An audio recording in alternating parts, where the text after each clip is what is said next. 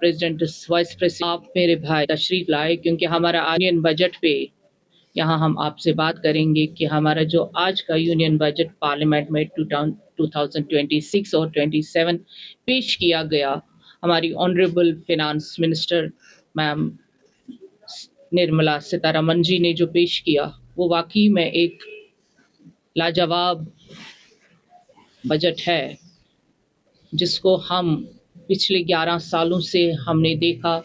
2014 से जब से मोदी जी की सरकार आई, उनके नेतृत्व में सरकार बनी, हमने देश की जो उन्नति देखी, तरक्की देखी, वो हमें इस बजट सत्र में पता चला कि हमारी जो इकोनॉमिक ग्रोथ है वो कहाँ से कहाँ पहुँची। इकोनॉमिक ग्रोथ जहाँ हम पूरे वर्ल्ड में 11th नंबर पे आते थे, वहीं आज हम 4th नंबर पे पहुँचे हैं। यानी हम जहाँ पर बहुत डाउन थे, आज हम रैंक में 4th नंबर पे आ रहे हैं। वो हमारी जो अर्थव्यवस्था है, उसने हमें किस कदर आज पुख्ता बनाया है और मजबूत बनाया है। ये हमारे विकसित भारत की पहली वो लकीर है जो हमारे प्रधानमंत्री जी ने हमेशा पार्लियामेंट में बोला, जो हमारे प्रधानमंत्री जी का विजन है, जो 2014 से 2047 के भारत, उस विकसित भारत की एक नींव है, जो 2026-27 का बजट है। ये बजट उस इंफ्रास्ट्रक्चर का बजट है जो उसके बाद जब हम आगे बढ़ते हैं तो हमारा हेल्थ सेक्टर, एजुकेशन सेक्टर और यूथ के लिए, वीमेन्स एम्पावरमेंट के लिए हमारे गवर्नमेंट ने कितने काम किए हैं। आज यूथ को आगे बढ़ाने के लिए अब सारी वो एजुकेशन, जिस तरह से हम टेक्नोलॉजी में आगे बढ़ रहे हैं, यानी मेड इन इंडिया और मेक इन इंडिया की जब हम बात करते हैं, हमारी सारी जो चीज़ें अब के जो गवर्नमेंट ऑफ इंडिया ने सोचा है, डिफेंस सेक्टर ज़्यादा मजबूत कैसे हो, उसके लिए जो हम बाहरी मुल्कों पे मुनहसर रहते थे, अब वो चीज़ें हमारी यहाँ पे बननी शुरू हो गई है। प्रधानमंत्री जी के पैर पकड़ रहे हैं कि हमारे साथ बिजनेस डील्स कर लीजिए। दैट इज वाई कि जो हमारा असल में मकसद है अपने देश को मजबूत करना, हमारा जो इकोनॉमिक वैल्यू है और इकोनॉमिक कंडीशन है, वो आज उन कंट्रीज के बराबर हो रहा है जो अपने आप को डेवलप्ड, या हम दुनिया में जिनको डेवलप्ड कंट्रीज कहते हैं। ये जितना हमने देखा है कि इस गवर्नमेंट ने, हमारे प्रधानमंत्री जी के नेतृत्व में, जहां सेंट्रल गवर्नमेंट पे भी ये बात आई हुई है, और खासकर जम्मू कश्मीर, क्योंकि खाली फार्मिंग या एग्रीकल्चर जम्मू कश्मीर में ही नहीं है, हॉर्टिकल्चर यहीं पर नहीं है।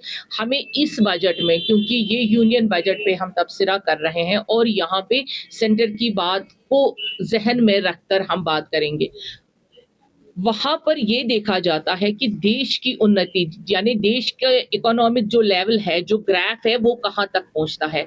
अगर हम ये सोचे कि हम तिजारत करेंगे ही नहीं, इंपोर्ट एक्सपोर्ट के दरवाजे हम अगर बंद करेंगे, तो शायद देश तरक्की नहीं करेगा। रही बात हमारे यूटी की, तो यूटी में भी हमारी सरकार ने, हमारी सेंट्रल गवर्नमेंट ने यही सोचा है कि यहाँ के एग्रीकल्चर को, यानी यहाँ के एग्रीकल्चर एंड हॉर्टिकल्चर को बढ़ावा दिया जाएगा। और मुझे लगता है कि पिछले सालों के, जो हम पिछले सालों का देखते थे, वहां तो हमें इतना मुनाफा कभी नहीं आता था। आज अगर आप देखेंगे, एक छोटे से फार्मर के भी अकाउंट में पैसा आता है, इंश्योरेंस बाज़ाब्ता रहता है। और अब रेट्स की जो बात है, यानी आप जो टैक्स की बात करते हैं, जब भी हम इंपोर्ट करेंगे तो तभी हम एक्सपोर्ट भी कर सकते हैं। यानी इंपोर्ट और एक्सपोर्ट की हमें दरवाजे खोलने हैं, तभी देश भी और ये स्टेट भी, ये यूटी भी तरक्की करेगी।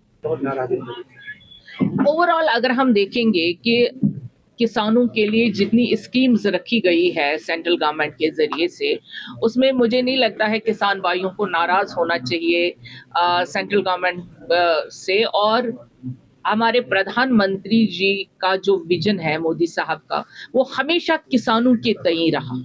आप देखिए, कोविड में जब कोई और नहीं था तो किसानों के तई मोहब्बत भी ज़्यादा थी और किसानों के साथ खुद मोदी जी खड़े रहते हैं, हमारे प्राइम मिनिस्टर साहब। और जिसके घर में अन्न नहीं, अनाज नहीं, उनको भी 80 करोड़ लोगों को अनाज पहुंचाना। हम मानते हैं कि ये किसानों का ही काम है जो हमारे लिए अन्न, क्योंकि उनको अन्नदाता कहा जाता है।